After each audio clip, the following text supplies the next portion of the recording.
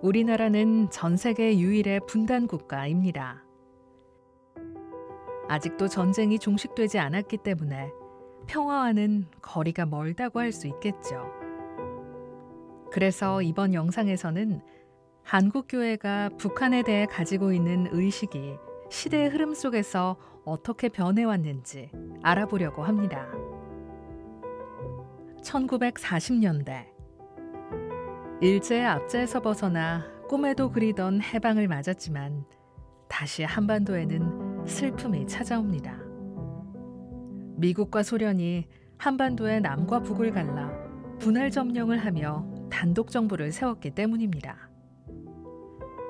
당시 한국 천주교의 간목들은 민족의 의사와 관계없이 분단이 가속화되는 현실을 안타까워했는데요.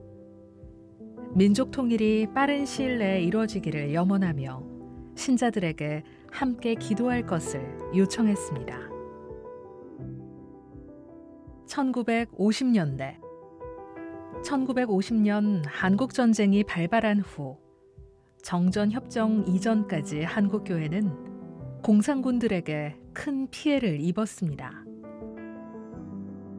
이에 따라 교회는 반공 입장을 강화하고 북한에 전쟁 책임을 부과하기도 했지만 1953년 정전협정을 체결한 후부터는 남북의 통일을 기원하는 기도를 바치기 시작했습니다. 하지만 전쟁으로 입은 피해를 복구하는 것이 시급했고 급격하게 늘어나는 새 신자들을 받아들이느라 남북의 화해와 일치를 위해 일하기에는 어려움이 있었습니다.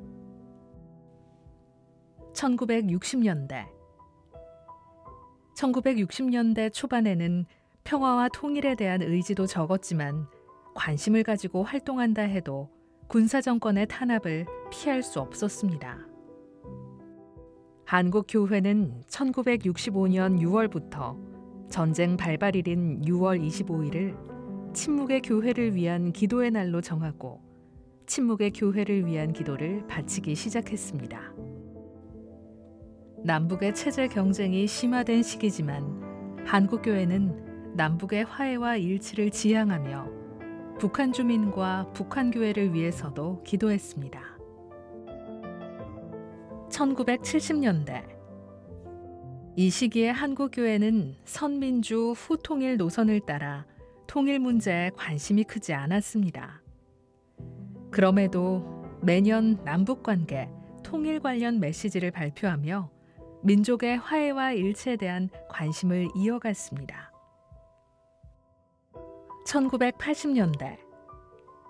1980년대에는 한국교회의 북한 인식이 크게 달라지면서 움직임도 활발해지기 시작하는데요. 한국 천주교 설립 200주년 행사 당시 요한 바오로 2세 교황의 방문이 예정되어 있었고 교황이 북한 교회에 큰 관심을 보였기 때문입니다. 한국 천주교 200주년 기념사업 위원장이었던 김남수 주교는 자신의 연설문에서 분단 후 처음으로 북한을 두고 형제라는 호칭을 썼습니다. 또한 북한 선교 사업을 시작하며 신자들의 관심을 촉구하였습니다.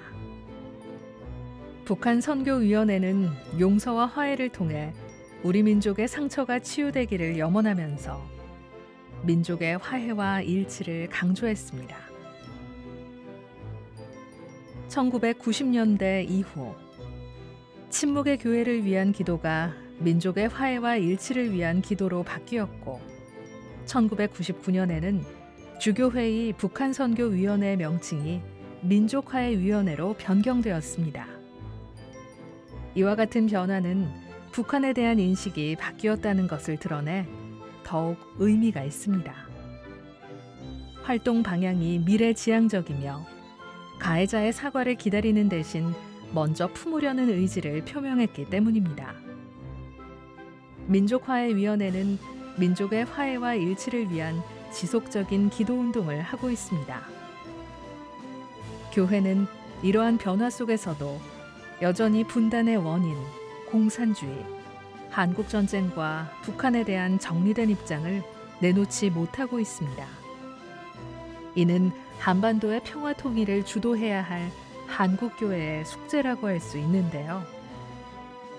그럼에도 북한에 대한 한국교회의 입장이 시대적 흐름 속에서 변화하는 동안 우리 교회는 북한 교회까지 품으려고 노력하고 있습니다. 이런 기도와 지향들이 모여 민족의 화해와 일치를 이루고 마침내 한반도의 평화로 이어지기를 희망해 봅니다.